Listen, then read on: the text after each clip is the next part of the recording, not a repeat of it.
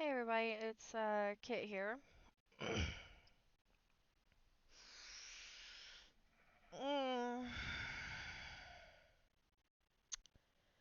okay, I am going to try to do something that scares the ever-loving hell out of me.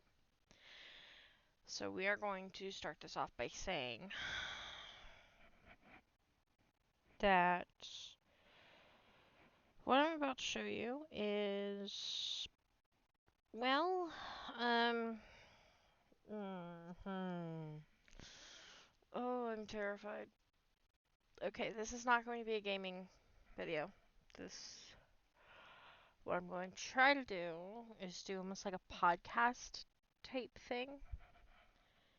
Um, and also crochet. So basically crochet and read and talk. What we are going to read, what we are going to talk about.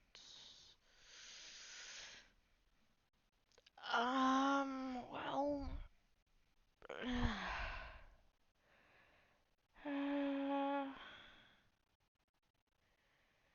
my book.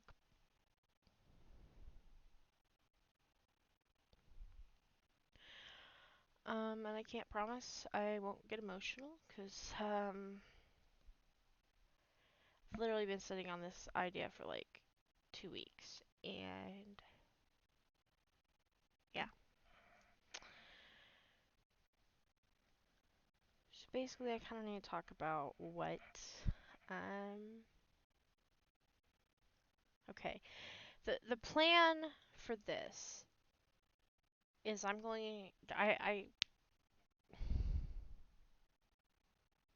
fuck. Okay. I have, fuck.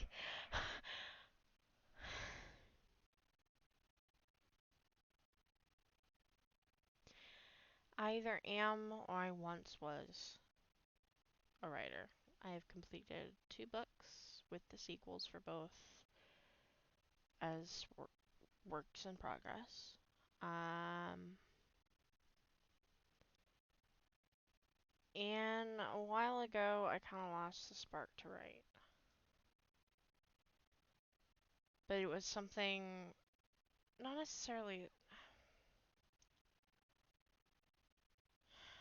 my writing turned more into D&D, and I threw everything I had into the I Want to Create, which I do those sessions on the channel, and then I also have a off-channel Hollow Knight Adventurers Guild for some other people in our Discord. Um, and so every week, that's like where all of my creative energy has been going is D&D, and it was doing really, really good for a long time, and some people said some stuff. I made decisions, I beat myself up, and somewhere along the line, I just kind of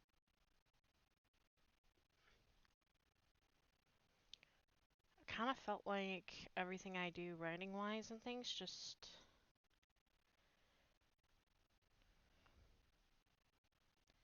wasn't good enough. This is kind of where I said it's going to get emotional. So if you want a nice, easy, happy, chill kit, this is not going to be the video or the series if it goes that far. I mean, and I don't expect anyone to watch these. I never expect anyone to watch any of mine. But we've kind of come to a point where I don't share this part of me.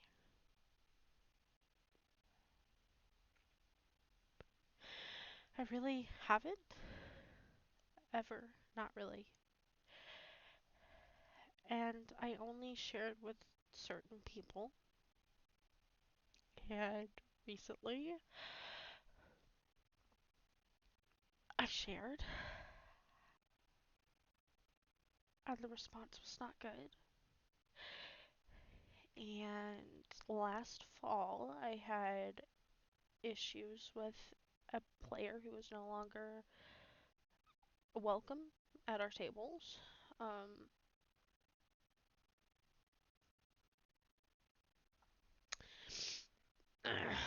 And between these two incidents, I kind of broke. Something in me broke, and it was this writing thing. And I really need it back. I feel very unstable, which is maybe not the right word, but it's just been such a huge core part of me, and it's shattered, and it hurts. I thought it would go away by now. I thought the pain. I'm shocked, honestly, that it can still affect me like it is.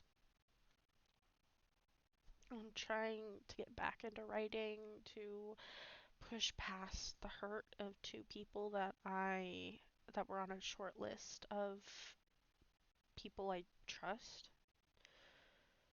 By proxy, if you're part of my D&D table, then you're part of a very short list of people that get to experience my writing in any capacity. I don't share.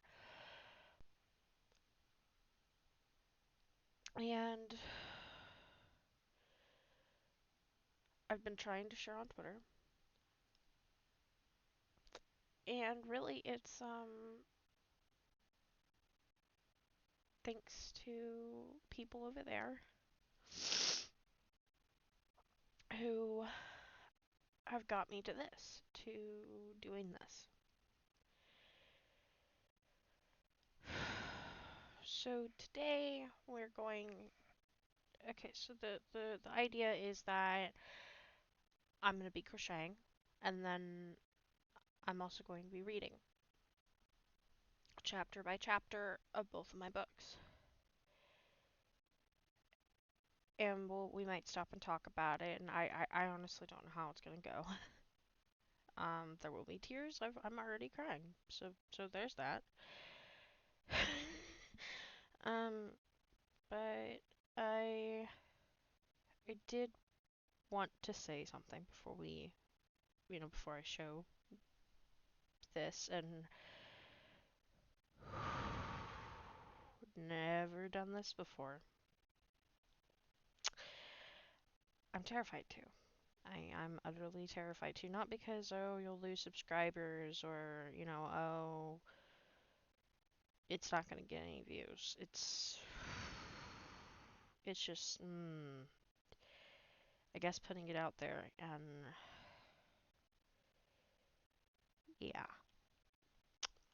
So what we're gonna do. Today's video and the story, I posted a photo a while ago on Twitter, and if I'm smart enough, I'll post it now in the recording at, dear God, nearly 8 minutes of me rambling. And Ulfer Grim Dark. Grim, you are the reason, one of the big reasons why I'm starting with this book, why I'm starting with this project, because you have helped me more than you could possibly know. No matter what I share, you just seem to save it. And then every time you tell me whatever you tell me about it, about whatever I wrote, it makes the pain lessen. And I don't know how to thank you for that. I really don't.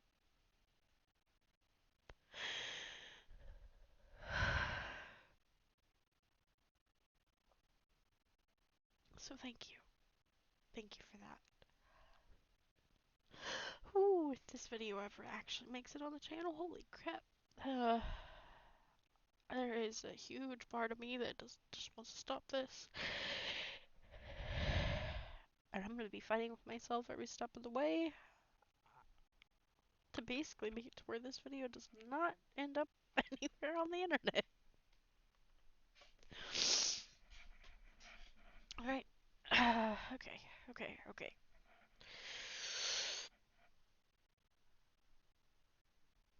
Okay, so, alright, I am showing you my, well, Wattpad was where I posted a lot of things that I forgot about, and a lot of things when I was a teenager. I was a hell of a lot braver. I was a hell of a lot more confident. And I honestly, very few people, I let very few people in. And looking back on it now, that really did protect me in a lot of ways, huh? So this is, Lost in Time. That is the project that I posted. I was gonna do this on a Word document. I mean, I might still, I don't know. But I basically am just making myself do this because I've been chickening out for like all week. And I've also been very busy. And we're just gonna get in here. Okay. Unraveling secrets is Eliana Bishop's day job. Keeping them is her life. Ever since her father died, she's been alone, outside of the glass, looking in on her mother's perfect family. It's been 2 long years. Now, things are changing. Choices must be made. Heirs will be chosen. Eliana will find magic that she's never dreamed of right at her fingertips. As secrets, both about her past and their future, begin to unravel, alliances will be tested. And at the center of it, the girl who simply wished to be left alone for 1 more year. Welcome to Eliana Bishop's world. Okay, I feel the need to say, very few people have seen this. I mean, yes, there's this little breeds thing, but like, ignore that. Like, people that I actually know, yeah, very few people. There's, actually, I think only 2 people have read it all the way through. One of them being my mom. But hey, if I do stick with this and keep going, and get back to the series, my mother will be over the moon. So that right in there might be enough to get me going. Okay, we're just fuck. Oh, I'm scared. I am so scared of this. Oh my god. I haven't looked at this in so long. And it is copyrighted. It is literally hanging on my wall, right behind me. Yeah. Shit. It's the only one I have copyrighted. And I was so scared with that, but yeah. Okay, we're just gonna go. When I opened my eyes, I was in a courtyard. Pale castle walls glistened with early morning dew, the rest stone worn with years of age. The grass was cleanly cut, and the whole place had a museum-like feel to it, like if you touched one thing it would fall apart, like a house of cards. It was sort of breathtaking in its own way, but it wasn't why I was here. The reason I was here was that faint tugging at the edge of my vision, buried deep within my mind, growing stronger and stronger with increasing insistence. Something or someone had been here, standing at this very spot at some point in time, but wasn't now, and it was my job to track it down, whatever it was. So I began to hike around, sniffing the air like a deranged mutt looking for a bone. Thank goodness there aren't witnesses this time, I thought grudgingly. It was way too early in the morning for this. A cool morning breeze greeted me as I trudged through the decaying castle, its walls long since worn beyond recognition of whatever it had once been. I shivered, since I was only in my jammies, which consisted of a loose-fitting purple tank top and pink gym shorts. I had managed to slip on the first shoes I had found, which were my fuzzy slippers, which were becoming slowly wet. Oh well, nothing to be done about it. So I definitely feel the need here to say I was like 15, 16 when I was writing this. Holy shit, it's been 10 years. Holy shit, has it really been 10 years? Wait, maybe I was 17? Closer to 10 than it is to 5, god. Yeah, I literally finished this like when I was 18. Um, Very different mindsets, all of that. This is also a book meant for teenagers and young adults. Oh god, what am I doing? We're going to get through this. This is so painful. Not that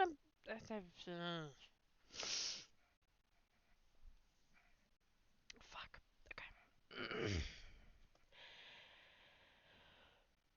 20 more minutes of walking around the huge structure and sniffing for the magical scent that would send me home. Much like Dorothy's ruby slippers, I could simply tap it and say, "Take me home, Scotty." God, that's a dated reference. The sun's morning rays had been making steady progress into burning the dewdrops off the rich green grass. It also revealed a hidden pathway, showing a hazy set of footprints, ingrained in the past. Finally, I breathed, jogging to follow them quickly. I had work in an hour. There's one thing about Ellie English, she does not like being late.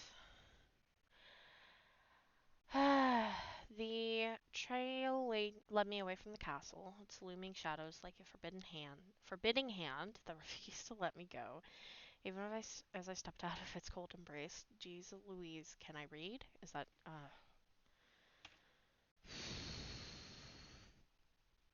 mm,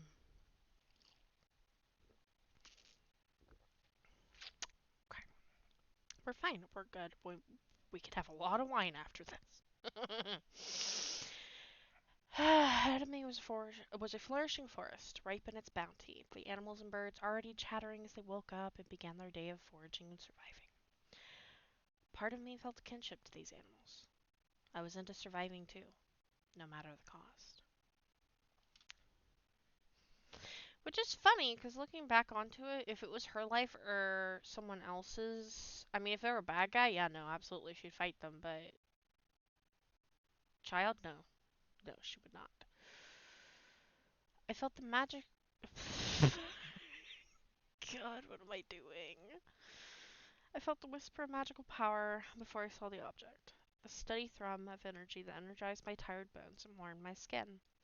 Relieved, I hurried over, my downtrodden slippers making a mess of the muddy leaves covering the forest floor. When I came to a fallen tree, rotting and encased in fetid filth, I knew that whoever had left the artifact must have rested on this tree at some point in time, whenever that was. Slowly, I reached my hand into the worn hole that decorated the trunk, rummaging under the loose splinters, leaves, and cobwebs, seeking the source of the continuous thrum of power. My hands closed around it, and I embraced the shock of finding it, tempering and relishing the whoosh of power that zapped my skin. I smiled, closing my eyes as the sun's warm rays in the calm forest melted away in a whirl of sound and color, my body being yanked from one place to the next, the place I had been stolen from, my bedroom. Okay, yeah, alright, teenage me, you could write, 'cause yeah, I could see that. When everything felt less dizzy and my eyes popped one last eyes popped one last time. No, ears. God, as someone who has ear issues now and has to wear hearing,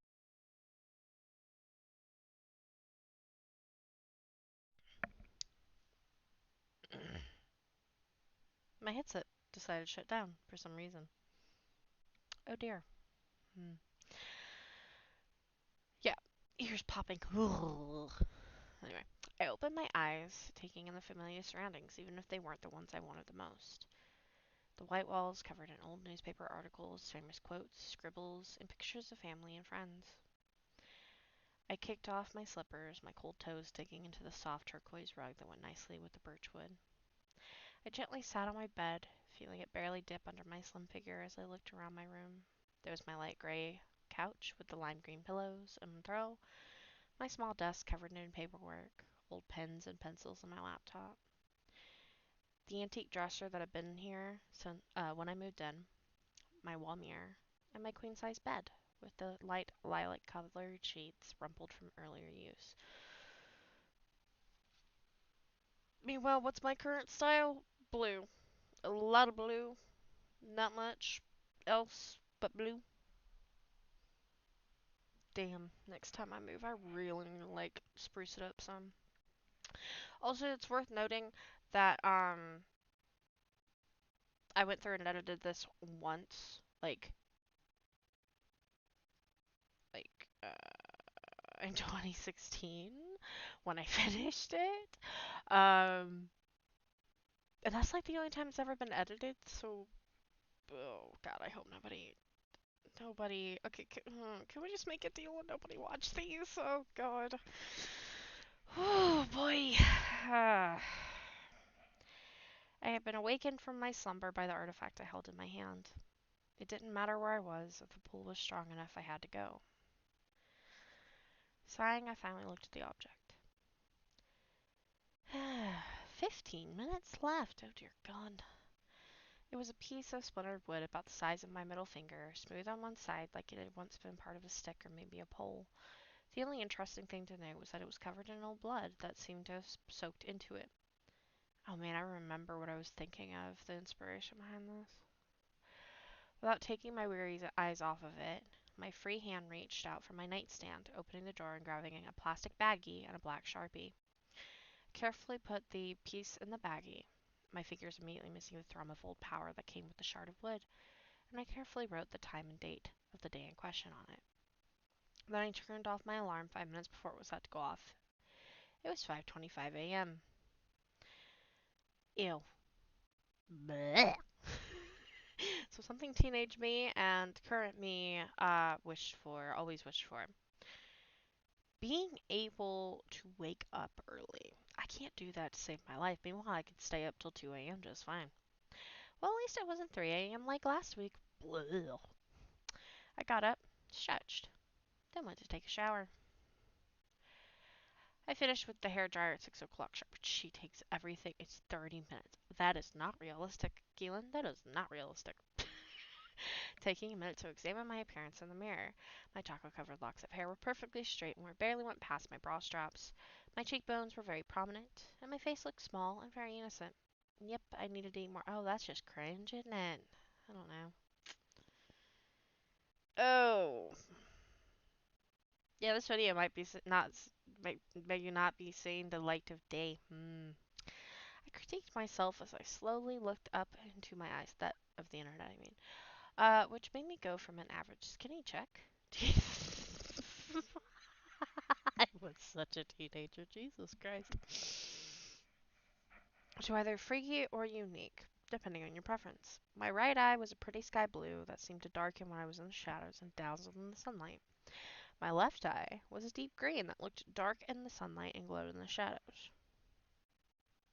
I just remember one thing. I remember why one eye was that color and the other guy was that color. I don't remember why she in particular was like, because that's not normal. I don't remember why I decided to like.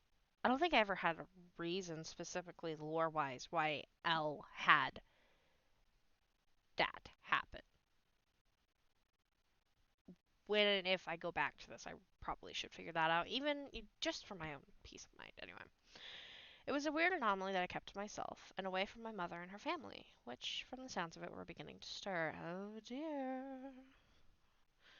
I do remember her mom, and I also remember my mom throwing pillows down the stairs at me. Oh god, okay. Alright, I'm not gonna let these videos go to 30 minutes, and I did waste the first 10 minutes of it crying. I'm not ready. I'm not looking. Oh god, okay, keep going. I held I held my breath and listened as underneath me. My room was located in the attic of the creepy brownstone home. Classy, right? I heard the telltale sounds of beds creaking, voices murmuring, and oh, there it was, the shriek of my hated half-sister, Madeline. She probably had just found the lovely present that our little half-brother, Victor, had left in her hair. The two had some sort of rivalry prank war constantly going on, and Victor always won. This time he had snuck into her room and had let the spider eggs he had collected from the garden take roost in her long, platinum blonde hair. How did I know this? I had caught him sneaking up to her room late last night with the eggs in a jar. We had shared a curt nod and a sly wink, and that was that. We both hated her, but he was the only one who did anything about it. I stifled a grin as her shrieks became curses, and those became full screams of terror. Served her right for throwing Victor's beloved Legos in the dump along with his favorite ball cap. I love Victor. I love him too much. I quickly surveyed my appearance, which consisted of neat jeans with no holes, running shoes, a nice tank top, and a runner's jacket. My job may be strict on lots of things, but thankfully dress code wasn't one of them. Last thing was to put in the hazel colored contacts I used to hide my strange eyes from the world, and the fake glasses I used as a decoy. My appearance complete. I don't do makeup. I grabbed my work backpack and the baggie with the wood piece in it, gently placing it inside the backpack. I grabbed my keys and wallet from the dresser, stuffing both in my pocket as I ran out of my room, locking the door behind me before going down the stairs, keeping my head down as members of my family shuffled around me. My stepdad, Trevor, ran into his daughter's room, where my mother was currently trying to remedy the situation. Victor gave me a sly grin as he ran downstairs ahead of me, towards the sound of my grandmother, Catherine, not Caroline, making breakfast and humming to herself. She said nothing as I poked my head inside the kitchen to grab an apple before shuffling out the door. I never ate breakfast with them. I didn't belong with them in their picture perfect family. I walked down the lazy suburbs of one of New York City's oldest brownstone districts, where all the creepy houses were located, heading to the nearest dark alleyway. I'm also remembering something new that I wanted to do in the second book. Mm. Since my workplace was technically in Washington, D.C., and I had to move to New York, that had created a little challenge in trying to figure out how to get to and from work on time. So my first day in this hellhole of a city was spent scouring my neighborhood looking for a rift that spit me out close enough to the White House. Luckily, there was one 2 streets away that never seemed to move or require anything of me. It was one of those ultra rare terrors in our reality that was made to simply be a gateway from one place to another. That was where I was headed now. As the structures around me began to grow, as I neared the dirty alleyway, so did the light level. The dark shadows began to lighten as the world around me began to turn a pale lavender, with streaks of pink beginning to form on the horizon. It was 6:13, I noted, when I reached the hazy, pale scar in the furthest corner of the alleyway. It was half hidden behind a dumpster, the smell coming from it suggesting something had died in there, and the grimy walls had seen better days. I held my breath as I began to walk faster to get away from the smell. I approached the tear. Its zigzag pattern looked like someone had carved into the wall with a big butcher's knife, but the wall was solid. If a mortal were to look for a tear, they wouldn't find one. Only a traveler could, and that's what I was. I ignored the whispers that seemed to radiate from it, the tug that the magic always seemed to send straight to my soul, begging for someone, anyone to investigate. Only I didn't know what. I had tried to figure out what his problem was, but there was no evidence except for its yearning that someone figure it out. I would, eventually, get around to digging deeper, but for now, I had work to do and was too busy. Nodding at it to soothe the whispers, I put my hand in the tear first, feeling the nice coolness of the magic and the electric shock that always came with traveling. It was nice and woke me up before I entered my upper body and a leg going through. I stepped through to a well lit waiting room done in a pale green with little accents of yellow and red everywhere. There were nice plush seats scattered around the room, a few occupied by sleeping visitors.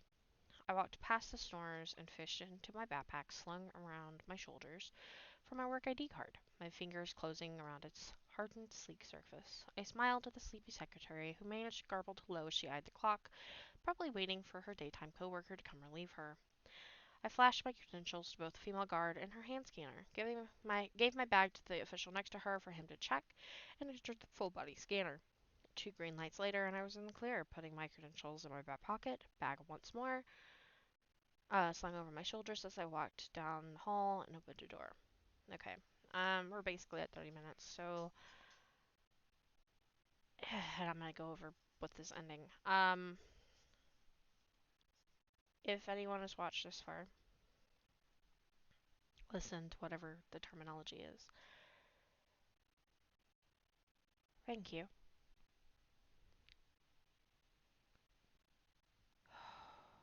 I have no idea if I have the strength to get this up.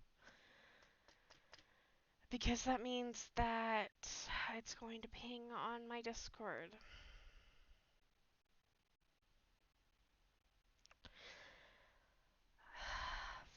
Fuck. Maybe I can just turn that bit off, like just...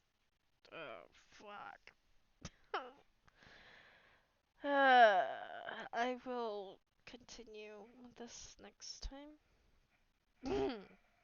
Do I have the strength for next time? I'm not even sure if I have the strength for that.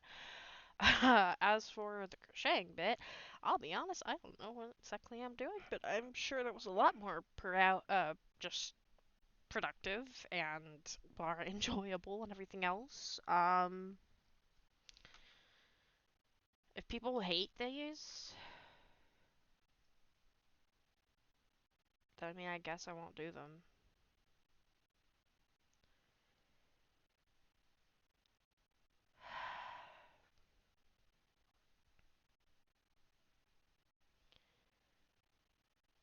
You know, very few people ever ask me, hey, how's your book going? Hey, what's your book about? Why do you like writing? How do you write? Any of that. And it's a big part of it is I don't ever say that I'm right. Because I feel like a lot of people around me just don't care.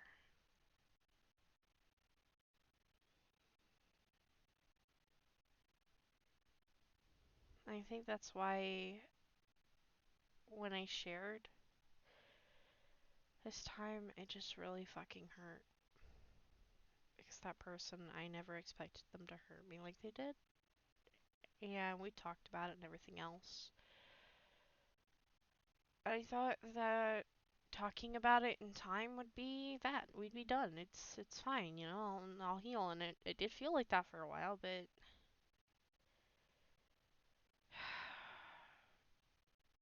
I don't know if that part of me is ever going to come back. And I need it to come back.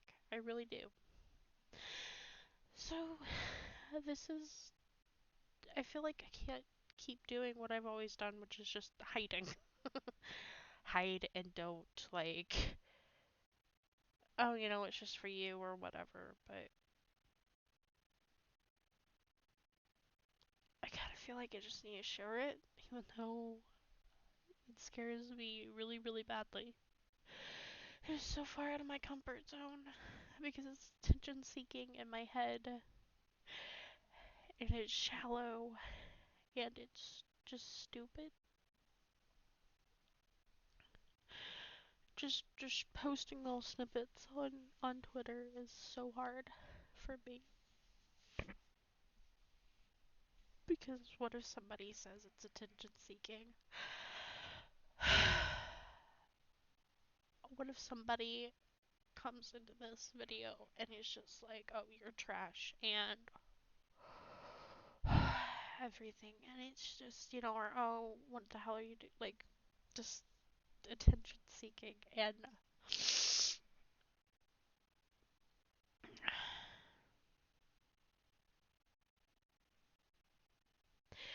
I guess for me, this is just such a huge part of me that I've hidden for so long, and then it gets smothered by the few people that I did share with,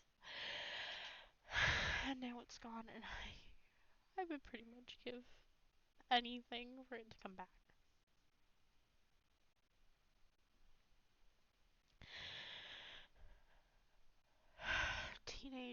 Teenager me would be like bitch slapping me for living a hell out of adult me right now, because it's just like, why did you let some idiot, some person you care about, hurt you this badly over something that you know that we're both good at?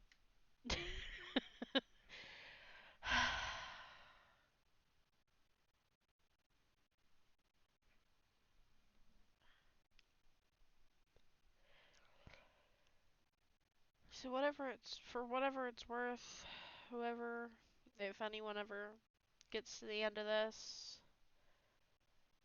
thank you.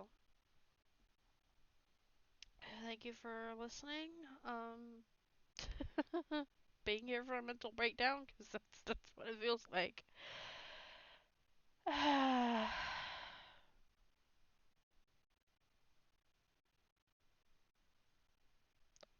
I'm sorry, I don't really know what to say, so I'm just gonna end it. And I hope, whoever you are, I hope you have a really good day. And don't let anyone tell you that your ideas are dumb, that you're not good enough, and don't ever let anyone put you in a position where you feel like you are.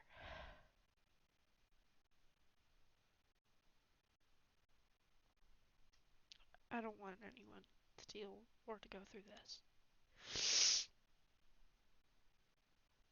Before someone's just like, oh, you need therapy or something else, I've been in therapy. And I will be okay, because I always am. But this time I have to do something different, and that's what this is. So, yeah. Oh.